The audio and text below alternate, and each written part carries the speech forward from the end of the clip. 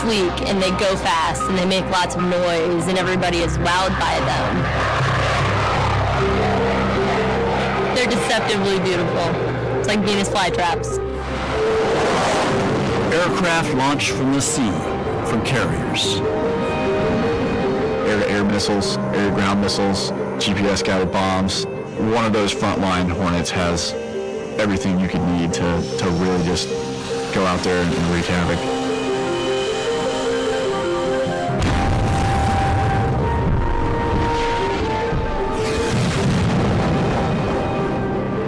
These aircraft have left their mark on America's history in ways that few of us know.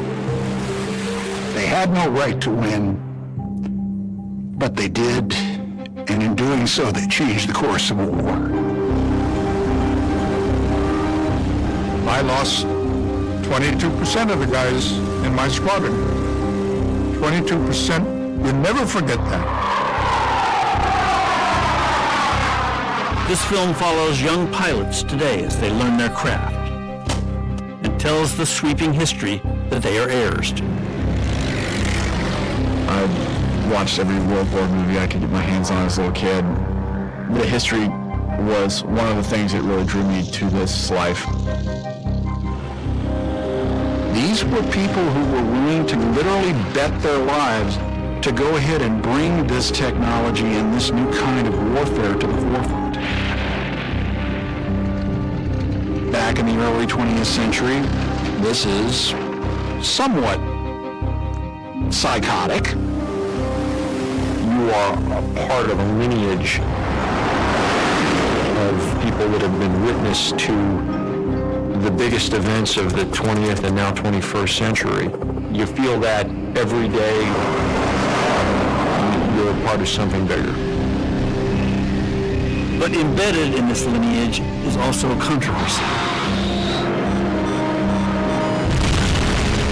Again and again, over its 100 years, this craft has been called into question as impractical, extravagant, obsolete.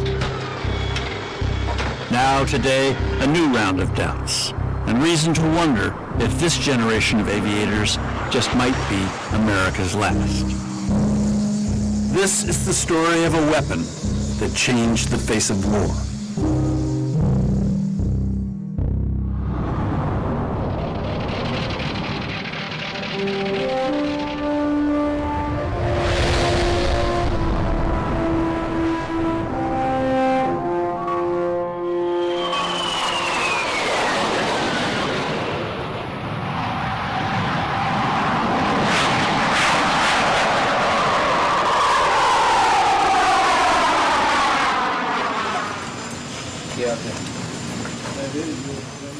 We did our cross country to Vegas. She's a good instructor. I started racing dirt bikes actually. I kind of want to be a professional dirt bike racer, and then quit the racing, went to college, and decided to come in the Marine Corps. And best decision ever made. Yeah. Should be pretty cool.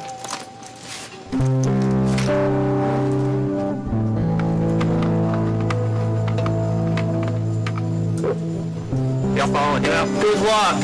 Thank you.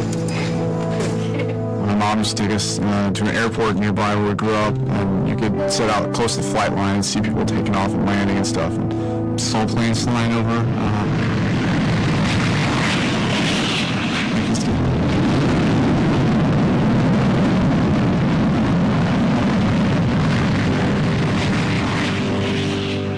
It kind of captivates a young mind, I think, and it definitely grabbed me early on. I tell a student, hey, what am I going to teach you how to do here? I want you to learn how to taxi, take off, go out and do something, and you're going to come back and land. And you're going to do that on land, and you're going to do that on a ship.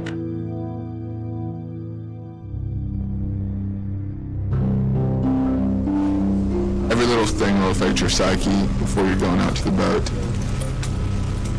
You're going over the entire flight 500 times in your head long before you even get there.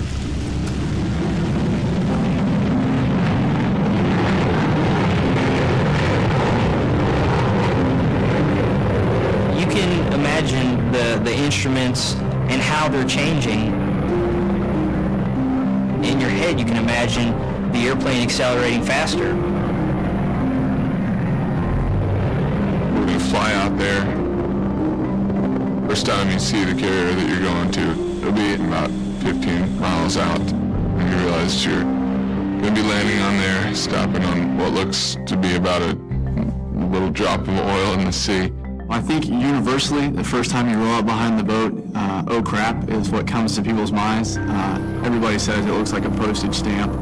The first time you go overhead, you look down and think, well, there's no way. They made a bad mistake. Part of the mental preparation is trying to think, okay, I'm gonna see it. It's gonna look different than what I imagined. It's gonna feel different than the simulator. I'm gonna freak out, and I'm gonna keep flying.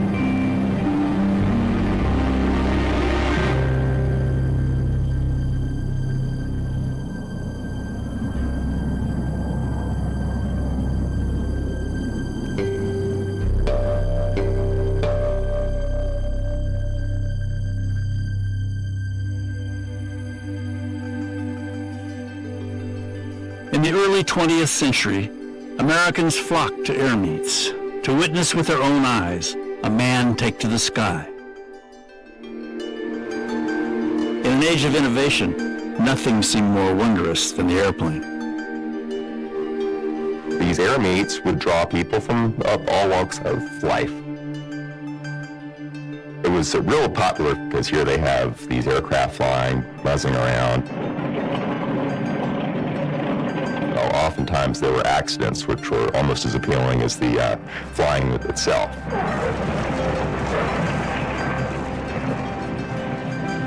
The Army and Navy too were intrigued and sent their representatives to the very first air meets. The Army instantly saw the potential of flight and began purchasing airplanes. The Navy, though, was at a loss. The idea of using a flying machine on the open sea was beyond almost everyone's imagination. Everyone except a middle-aged naval officer, convinced that planes and ships working together had become a powerful new weapon. Captain Washington Irving Chambers is sort of an unlikely champion of aviation. He's a product of the 19th century, traditional naval warfare. He graduated from the Naval Academy not too far removed from the Civil War. But Chambers really expressed an interest in aviation. He wanted to look into it and study it. That's why he traveled to some of the air meets that were happening.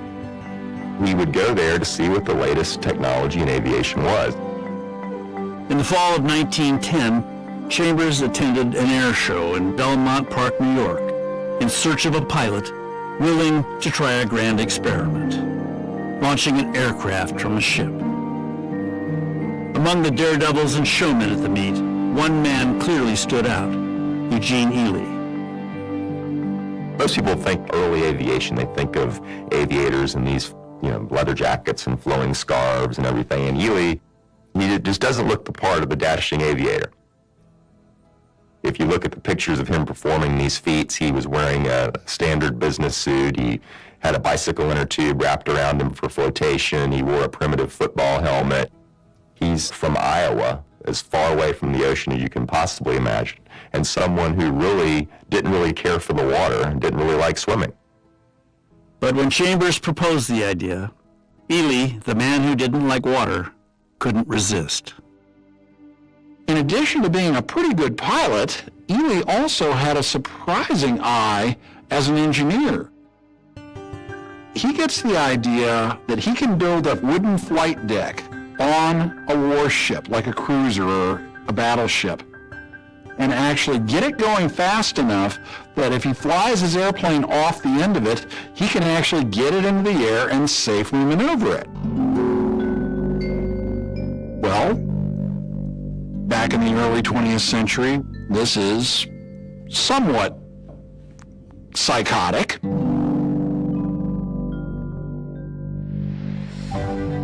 Soon after their meeting, Chambers outfitted the cruiser, the USS Birmingham, with a makeshift wooden deck. Built to Ely's specifications, the platform was only 83 feet long and 24 feet wide.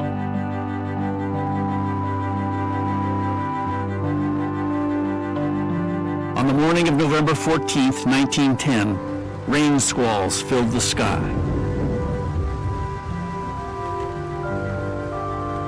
Ely waited nervously.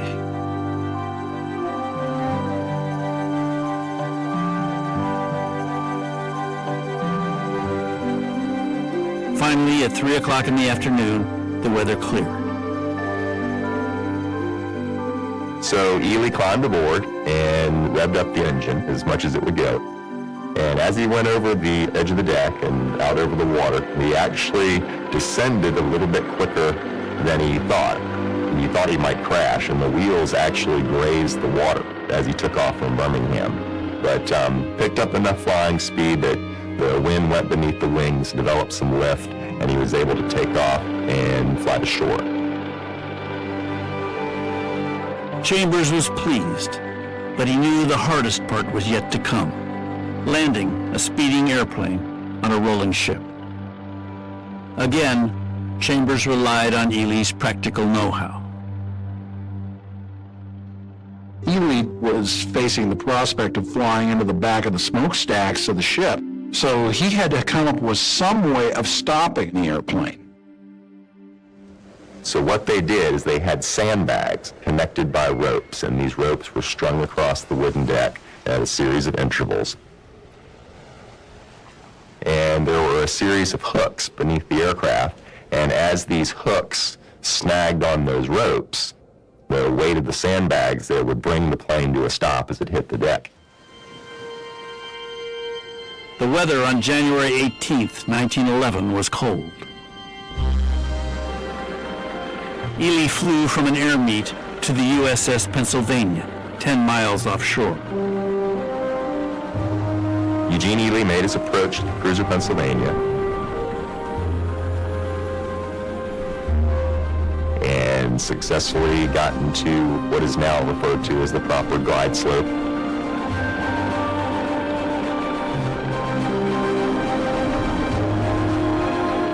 Hit the deck, and the ropes caught the hooks on the bottom of his aircraft and eventually brought the plane to a stop.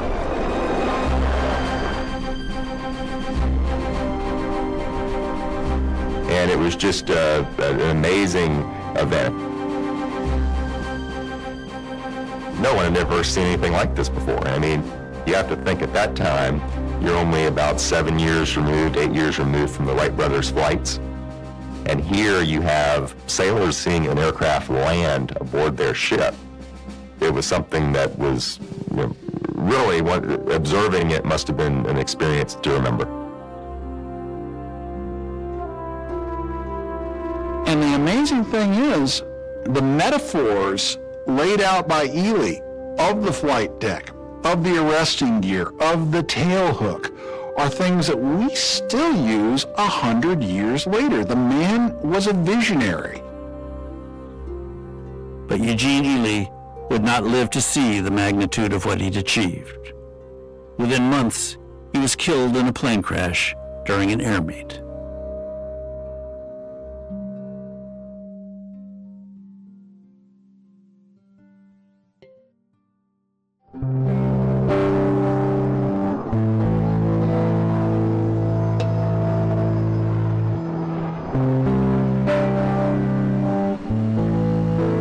My father was a A6 intruder guy.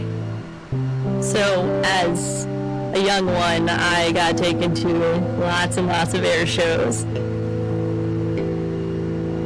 I'd climb up on my dad's shoulders.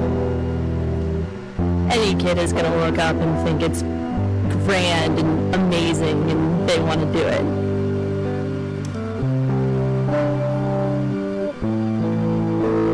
Remember what I told you about the roll-in, is that when you see that line down there. The thought of landing on the carrier is still a very big idea and not ominous, but it's still a heavy thought, landing on a giant chunk of metal in the middle of the ocean.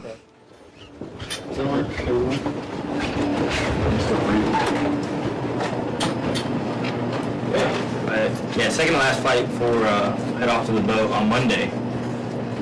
So 2 more chances to perfect it before we go. or bracket the mistakes. When you're preparing to go to the carrier, all the students will grow a mustache. It's kind of maybe a little bit of a badge of courage around the squadron that you're far enough in the program that they're going to let you go to the boat. Some of you fine young gentlemen going out to the boat are not quite as gifted in the mustache growing department, I guess. Some of them look exceptionally creepy. I'm not a mustache guy, but then it doesn't help that my mustache is blonde, so it's not coming in too great, but... Unless you're a very special girl, you are not going to grow a mustache. But I have every intent of either finding like some like stick-on mustache, or I'm just gonna draw it on every day because you know you gotta run with the guys. Have you seen the one with the Russian guy? I mean, when I'm at work, I'm one of the dudes. When I get home, it's hair down, skirts, dresses. I like being a girl, and I've found myself to end up being more feminine now than I used to be because it's almost like recharging the estrogen levels when I get home.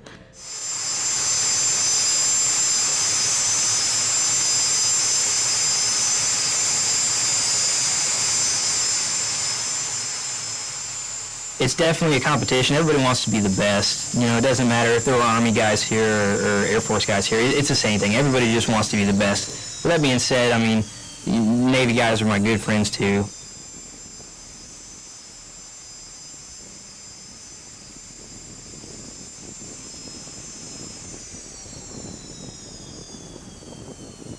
There's always a little bit of a rivalry between the Navy and the Marines.